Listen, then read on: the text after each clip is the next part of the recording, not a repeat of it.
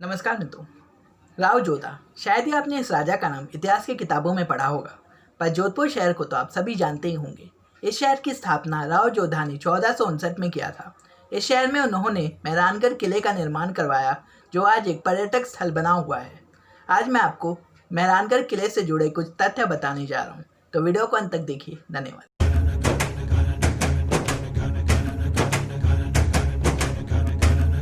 राजस्थान के जोधपुर शहर में स्थित मेहरानगढ़ किला भारत के सबसे बड़े दुर्गों में से एक है।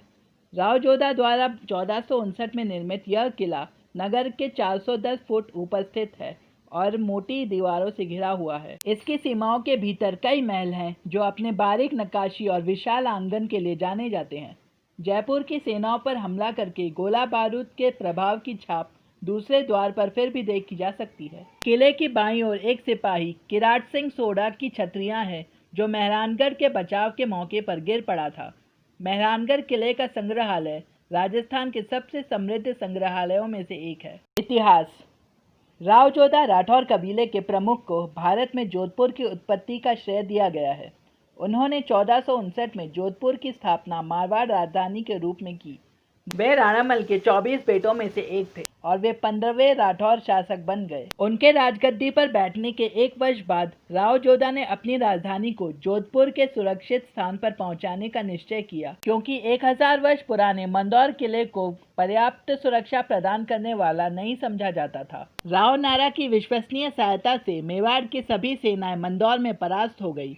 इसके साथ ही राव जोधा ने राव नारा को दीवान की उपाधि प्रदान की। राव नारा की सहायता से 12 मई 1459 को राव जोधा ने मंदौर के दक्षिण में 9 किलोमीटर के एक पथरीले पहाड़ी पर किले की नींव का निर्णय लिया और इस किले का निर्माण करवाया। मेहरानगढ़ संग्रहालय का कला भवन।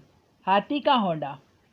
होंडा एक प्रकार की लकड़ी की सीट थी जिन्हें हाथी की पीठ पर बांधा गया था। टाउट स्पेस और बड़ी हुई संरक्षित धातु की चादरों वाले अगले डब्बे का निर्माण राजाओं या राज परिवार के लिए होता था, जबकि एक छोटे से अंगरक्षक के रूप में एक मछली पकड़ने वाले परिचर का छज्जा बनाकर एक विश्वसनीय अंगरक्षक के रूप में होता था। पालकी। पालकी 20वीं शताब्दी के दूसरे चतुर्थांश तक अभिजात वर्ग की महिलाओं के लिए यात्रा और प्रदक्षिणा के लोकप्रिय साधन थे। विशेष अवसरों पर पुरुष बड़प्पन और रॉयल भी इसका उपयोग करते थे। दौलत खाना।